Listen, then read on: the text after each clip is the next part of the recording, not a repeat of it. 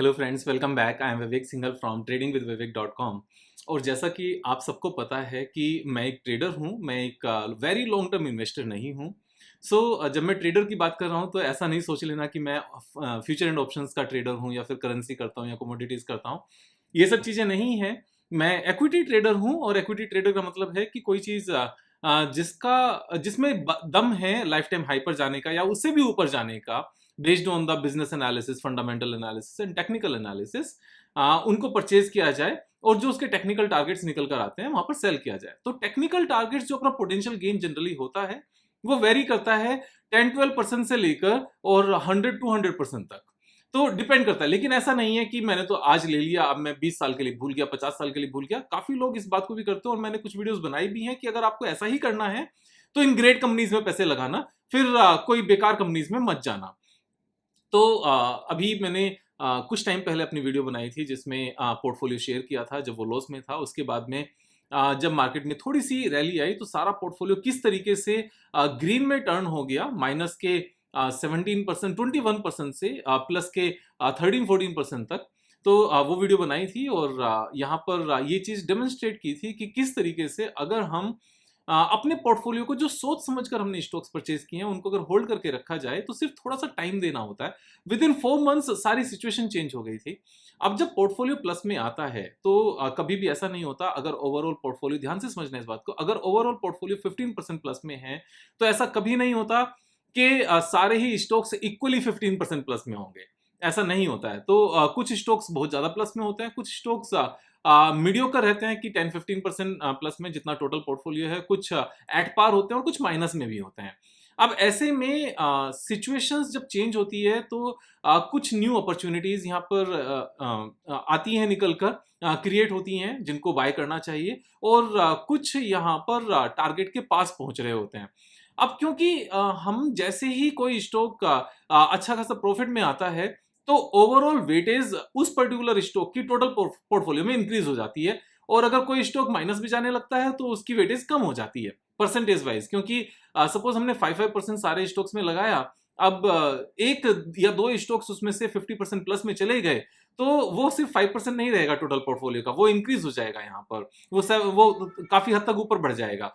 तो ये वेटेज जब चेंज होती है तो ऐसे में अपने पोर्टफोलियो को रिस्ट्रक्चर करना जरूरी होता है। तो अभी क्योंकि मैंने पिछले एक वीक में, क्या पिछले कुछ टाइम में, मीन्स 7-8 दिन में, एक वीक में पोर्टफोलियो में चेंजेस किए हैं, और उससे पहले मैंने अपना पोर्टफोलियो शेयर किया था तो मुझे लगा कि ठीक है, एक बार अपने अपडेटेड पोर्टफोलियो को आपके साथ में शेयर किया जाए।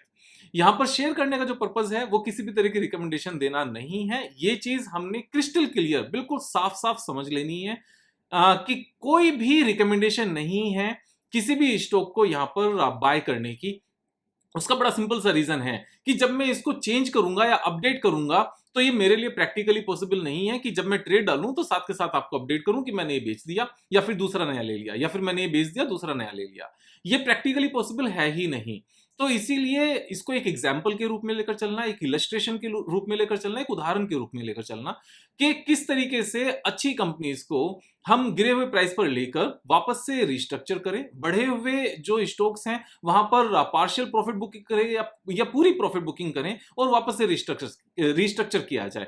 तो पुरानी जो वीडियो है आप उसको देखना, आप यूट्यूब पर जाना, सर्च करना पोर्टफोलियो स्पेस विवेक सिंघल, तो जो वीडियोस पोर्टफोलियो को लेकर बनी हुई है वो आ जाएंगी, और आज की वीडियो तो आप देख ही रहे हो। तो यहाँ पर अभी मेरे पास क्या क्या है, जैसे आपको पता था कि इंडिगो पेंट्स लार्जेस्ट होल्डिंग थी मेरे पास, लेकिन अभी इंडिगो पेंट्स लार्जेस्ट होल्डिंग नहीं है परसेंटेज वाइज, ये थर्ड नंबर पर आ गया है। अभी मेरे पास जो लार्जेस्ट परसेंटेज वाइज होल्डिंग है वो 14.9% होल्डिंग है एचडीएफसी बैंक में, कोटक महिंद्रा बैंक में 11.4 है, इंडिगो पेंट्स 10.9 है और एसबीआई 9.3 है, Adani port 6.4, HDFC AMC 4.4%, lux industries 4.3%, Rajesh exports 3.8%, ICICI general insurance 3.4, Adani Wilmar 2.4 and gland pharma 2.0।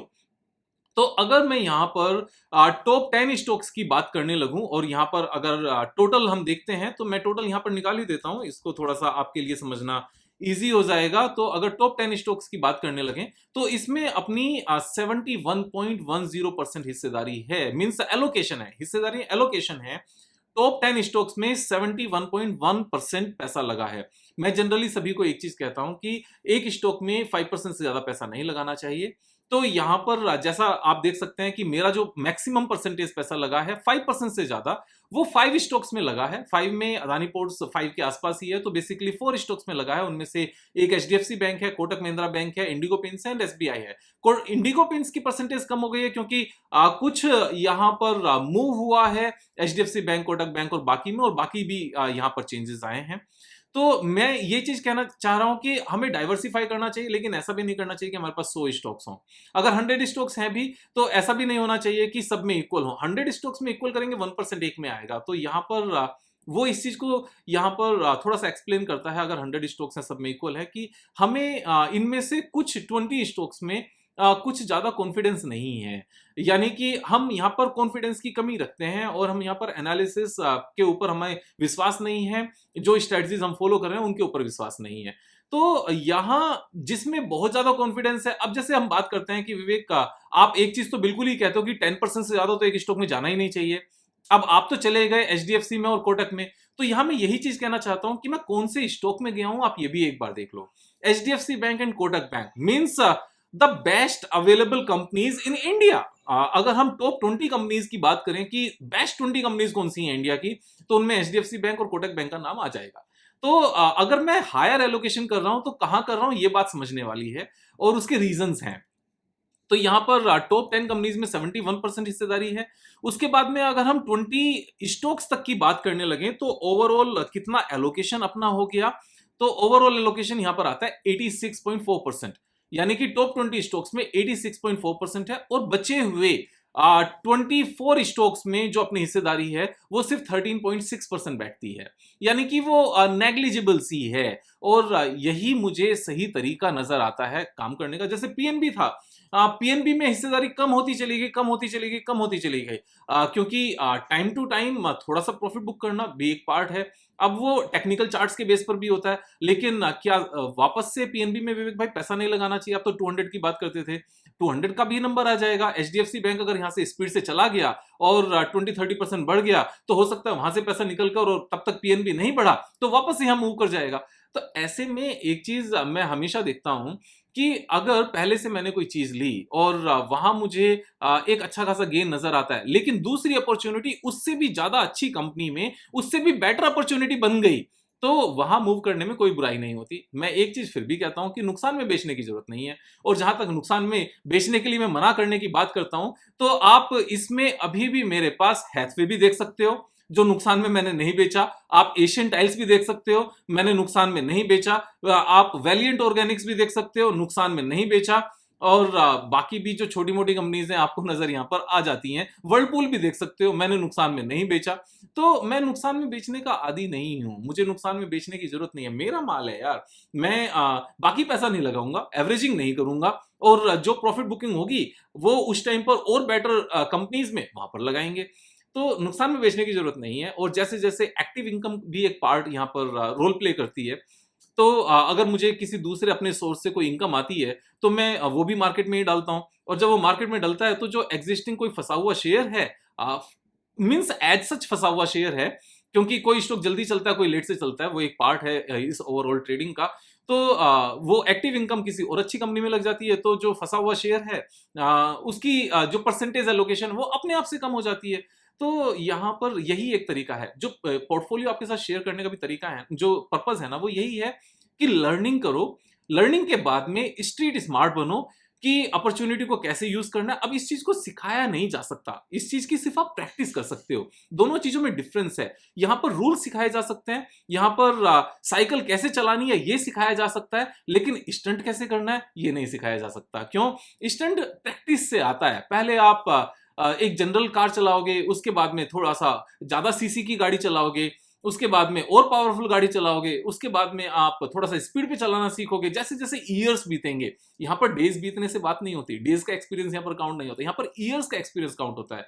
और क्योंकि यहाँ पर मेजोरिटी ऑफ केसेस में ईयर्स ऑफ एक्सपीरियंस उतना नहीं है, उतने ज्यादा सालों का एक्सपीरियंस नहीं है, इसलिए मैं कहता हूं एक सिस्टमेटिक अप्रोच से चलो। और जब आप 2-3 साल 3-4 ईयर्स कंसिस्टेंटली एक सिस्टमेटिक अप्रोच से रूल्स के बेस पर पैसा कमा लोगे, तो आपको अपने आप से अंदर से फील आना शुरू हो जाएगा, yes this is the right time to even put in 25% in HDFC bank. क्यों? क्योंकि पिछले 3 साल से यहाँ पर जो नेट प्रॉफिट है वो डबल से भी ज्यादा हो गया है और 3 इयर्स पुरानी प्राइस पर पड़ा हुआ है। ऐसा कब तक चलेगा? ऐसा नहीं चलेगा।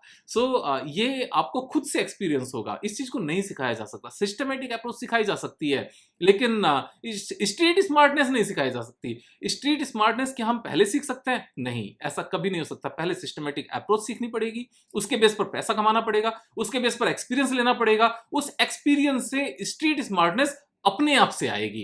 इस चीज को दिया नहीं जा सकता, इसको अर्न किया जा सकता है अपनी मेहनत से। इसीलिए मैं कहता हूं कि यहां पर सीखने की जरूरत है। इसीलिए जो ऑनलाइन कोर्स था वो यूट्यूब पर डाला, जिससे आप सब सीख सको। ये माइंड में ना रह जाए कि विवेक भाई हम पैसों की कमी में नहीं सीख पाए, आपका कोर्स ये पेड था। जो पेड था वो भी ऑनलाइन अवेलेबल है। यूट्यूब पर जाओ, चैनल पे जाओ, वहां प्लेलिस्ट में जाओ, हिंदी इंग्लिश दोनों लैंग्वेज में है। और सिस्टमेटिक अप्रोच से यहाँ पर पहले ट्रेड करो, 2 3 4 साल पैसे कमाओ, आपको अपने आप से आइडिया होना शुरू हो जाएगा किस स्टॉक में ज्यादा लगाना है, किस में कम लगाना है। उसके बावजूद भी कभी भी ऐसा नहीं करना कि 10% से ज्यादा लगाओ। मेरा भी 1 2 स्टॉक्स में 10% से ज्यादा है, और वो भी कौन से स्टॉक्स हैं मैंने आपको बता दिया है। यहाँ पर एचडीएफसी और कोटक, इन्हीं में सबसे ज्यादा पैसा लगा है, और वो भी एक में ही 10% से ज्यादा लगा है। एक्चुअल में 11.4 इज ऑल्सो 10, 10.9 इज ऑल्सो 10। तो एचडीएफसी बैंक में ही लगा। इससे पहले भी जो पोर्टफोलियो था उसमें भी तब एक में ही लगा था, तब इंडिगो में लगा था 14% के आसपास। तो मैं भी अपने आप को 15% पर कैप करने की कोशिश करता हूं, क्योंकि जितने मर्जी हम स्मार्ट हो जाएं, जितना मर्जी हमारा एक्सपीरियंस हो, हमें रिस्क को इग्नोर नहीं करना चाहिए। और रिस्क किसे कहते हैं? जो चीज देखी ना गई हो, जो चीज समझी ना गई हो, जो चीज आंखों के सामने है, जिस चीज को कैलकुलेट किया जा सकता है, वो तो रिस्क है ही नहीं। क्योंकि जब हमें पता है कि ये बिजली का बोर्ड है, इसमें करंट है, इसमें हमें फिंगर नहीं डालनी चाहिए, तो वो रिस्क है ही नहीं, क्योंकि हमें पता है। लेकिन अगर पता ना हो कि यहाँ फिंगर टच करने से एकदम से शॉक लगेगा, उसको रिस्क कहते हैं। तो जो चीज नहीं पता होती उस चीज को रिस्क कहते हैं। इसीलिए समझदारी होने के बावजूद भी, 20 इयर्स मार्केट में रहने के बावजूद भी, कुछ भी ऐसी चीजें हो सकती हैं जो आगे चल के सीखने को मिलेंगी। और मार्केट तो ऐसी ऐसी चीज है कि एवरीडे कुछ ना कुछ नया सिखाती है। और कुछ नहीं तो जो फॉलोअर्स हैं उनका जो बिहेवियर है उसी से लर्निंग आ जाती है। विवेक कितना बोलना है, कितना नहीं बोलना है, कहाँ रुकना है, कहाँ नहीं रुकना है।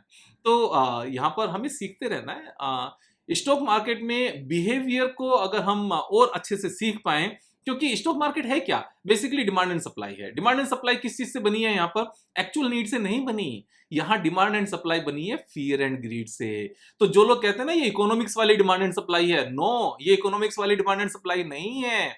इकोनॉमिक्स वाली demand and supply actual need के ऊपर बेस होती है, और स्टॉक मार्केट की demand and supply fear and greed के ऊपर बेस होती है। ये बहुत बड़ा डिफरेंस है। इसीलिए जो इकोनॉमिस्ट हैं शायद स्टॉक मार्केट में वो इकोनॉमिक्स की इंपॉर्टेंस उतनी ज्यादा नहीं है जितना बाकी इंडस्ट्रीज के केस में है। Stock market is a different game, ये सीधा सीधा बिहेवियर के ऊपर है।